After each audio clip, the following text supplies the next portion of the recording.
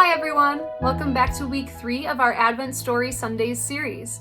Each week we'll meet here and celebrate the season of Advent together by reading a story. I hope you were inspired by Miss Ann's story last week of Just Nicholas. Hopefully you were inspired to learn about the great friend St. Nicholas is and found ways to be a good friend to others this past week. Remember, Advent is a special time in our church that helps us prepare for the greatest miracle of all, the birth of the Savior Jesus. Do you have an Advent wreath at home? An Advent wreath helps us count down the weeks until Christmas. There are always 4 Sundays of Advent before we celebrate Christmas, and today we will light the 3rd candle, which stands for joy. It reminds us of the joy the world experienced at the coming birth of Jesus. Let's check in with one of our Seton families as they light their Advent wreath.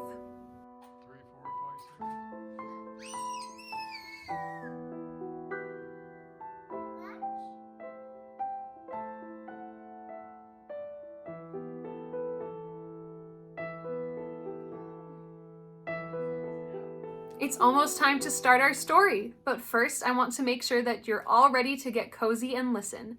Grab your jammies, snuggle up in a blanket, or cozy down with your family while we read. Maybe even light a fire or dim the lights in your house. Pause this video now and take a few minutes to prepare for story time. We'll meet back here when you're all ready to go. Today we'll be reading Silent Night, Holy Night, A Christmas Carol by Joseph Mohr, illustrated by Maja Desikova. The story of Silent Night.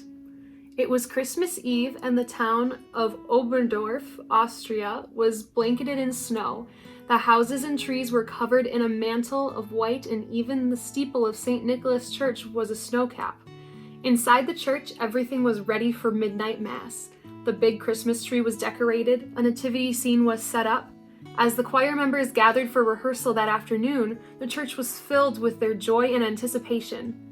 But when the organist, Franz Gruber, sat down at the organ to accompany them, no note sounded.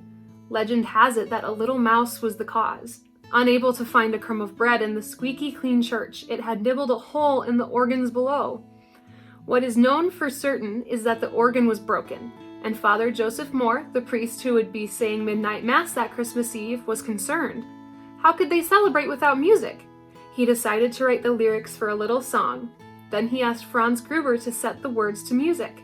The organist scribbled a simple melody and the two rehearsed together, with Father Mohr accompanying them on his guitar.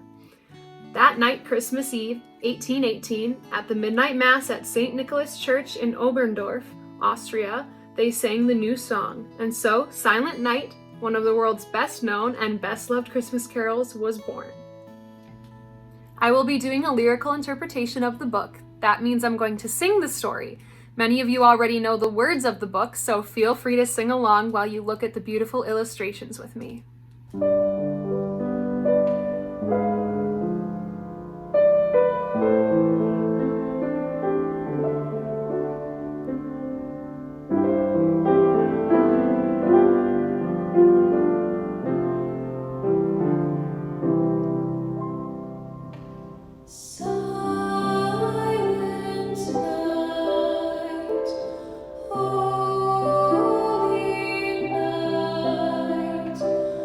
Oh